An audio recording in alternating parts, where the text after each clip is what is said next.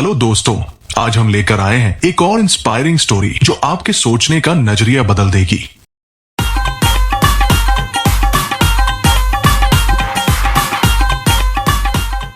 ये कहानी है स्ट्रगल टू सक्सेस की, चैलेंजेस टू विक्ट्री की और सबसे बढ़कर विमेन एम्पावरमेंट की।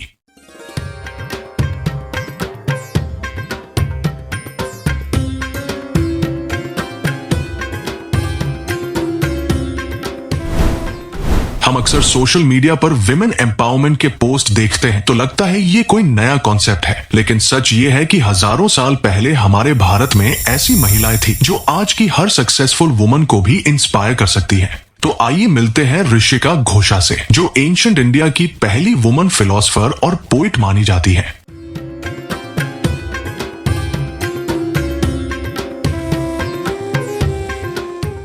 उनका जीवन इस बात का प्रमाण है कि इंडियन विमेन हमेशा से स्ट्रॉन्ग और इंडिपेंडेंट रही हैं।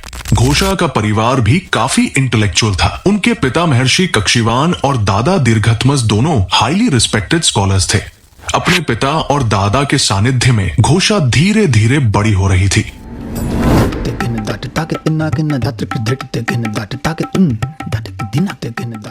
एजुकेशन और स्पिरिचुअलिटी उनके जीवन का हिस्सा थी, बट लाइफ ने उन्हें एक बड़ा चैलेंज दे दिया था।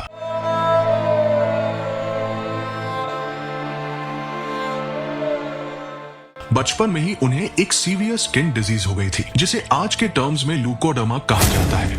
उस समय सोसाइटी की मेंटालिटी इतनी नैरो थी कि अपीयरेंस के आधार पर जजमेंट करना कॉमन था। रिजल्ट, घोषा 60 साल तक अनमैरिड रही। इमेजिन कीजिए, आज के समय में भी इस कंडीशन के साथ जीना आसान नहीं, तो उस समय कितना कठिन रहा होगा।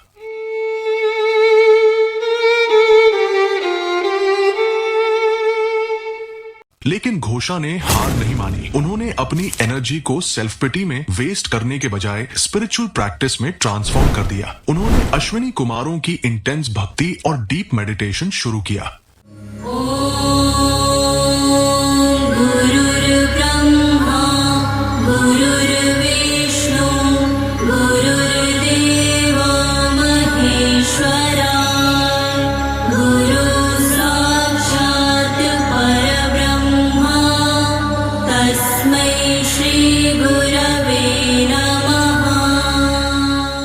वैदिक देवता Ashwini Kumar basically ancient India के डिवाइन डॉक्टर्स थे, जो हीलिंग और ट्रांसफॉर्मेशन के लिए उस समय सारे विश्व में फेमस थे।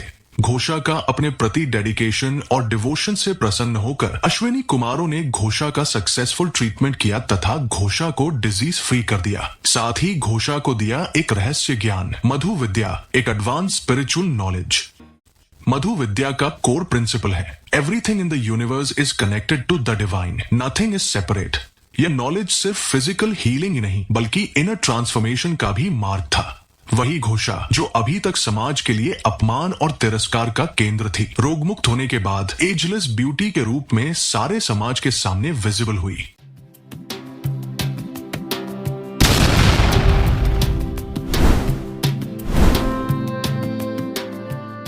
लेकिन तब तक काफी समय स्पेंड हो चुका था। घोषा की उम्र 60 साल के पार पहुंच चुकी थी एंड अल्टीमेटली 60 की एज में उनका मैरिज हुआ, जिससे उन्हें एक पुत्र भी प्राप्त हुआ जिसका नाम सुहस्त्य था। सुहस्त्य ने भी वेदों में एक मंत्र की रचना की थी।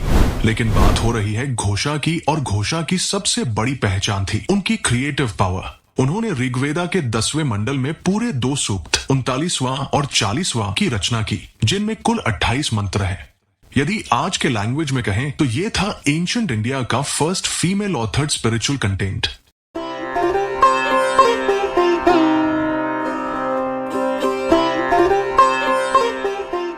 इन मंत्रों में ग्रैटिट्यूड, प्रेयर्स, पर्सनल एस्पिरेशंस सब कुछ है।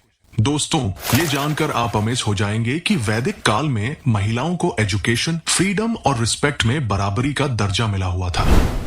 लड़कियों के लिए भी उपनयन सेरेमनी होती थी। इसकी 2 कैटेगरीज थी। फर्स्ट थी सद्योवधू। ये एक ऐसी कैटेगरी थी जो मैरिज से पहले एजुकेशन पूरा करती थी, और दूसरी कैटेगरी थी ब्रह्मवादिनी, जो लाइफ लॉन्ग स्कॉलर्स बनती थी। उस समय की महिलाएं यज्ञ कर सकती थी, मंत्र रच सकती थी, प्रीस्ट बन सकती थी एंड मोस्टली लड़कियों को अपना लाइफ पार्टनर चुनने की पूरी लिबर्टी थी।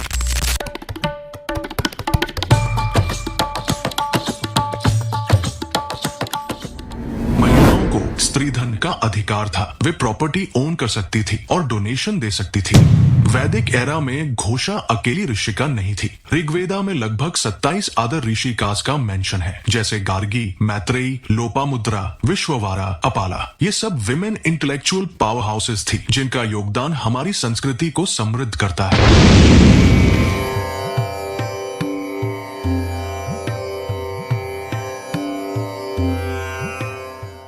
But what went wrong?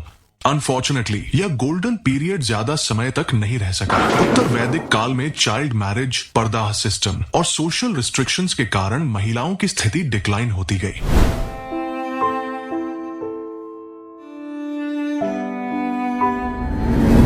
India में विमेन एम्पावरमेंट के लिए लॉज है, एजुकेशन में इंप्रूवमेंट है, स्टार्टअप्स में विमेन लेड फंडिंग बढ़ रही है, लेकिन चैलेंजेस भी हैं।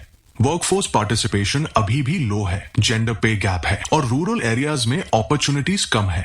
Resilience is everything. आपकी परिस्थितियां नहीं, आपका दृष्टिकोण आपको परिभाषित करता है। ज्ञान और आध्यात्मिक साधना सबसे बड़ी शक्ति है। 60 की उम्र में विवाह और मदरहुड इसका प्रमाण है। कठिनाइयां ही विकास के अवसर है। ऋषिका घोषा सिर्फ इतिहास की एक महिला नहीं, बल्कि उस ट्रूथ का प्रतीक है कि नारी शक्ति कोई मॉडर्न आइडिया नहीं है, ये हमारी एंशिएंट हेरिटेज का हिस्सा है। जब भी हम विमेन एम्पावरमेंट की बात करते हैं तो इस बात को याद कर हमें गर्व करना चाहिए कि हमारे एंसेस्टर्स ये मॉडल हजारों साल पहले एस्टैब्लिश कर चुके थे। घोषा का संदेश साफ है, हर चैलेंज एक अपॉर्चुनिटी है ट्रांसफॉर्मेशन की। नॉलेज और डिटर्मिनेशन के साथ कोई भी गोल अचीव किया जा सकता है। तो दोस्तों, अगर ये स्टोरी आपको इंस्पायरिंग लगी हो तो इसे लाइक करें, शेयर करें और सब्सक्राइब करें, क्योंकि हमें अपनी हेरिटेज को सेलिब्रेट करना चाहिए। नेक्स्ट वीडियो में हम बात करेंगे गार्गी और मैत्रेयी की अद्भुत कहानियों पर, तो बेल आइकन दबाना भी ना भूले। कमेंट में बताइए, क्या आप भी ऋषिका घोषा जैसी रेजिलियंस डेवलप करना चाहते हैं? Until next time, stay strong, stay inspired.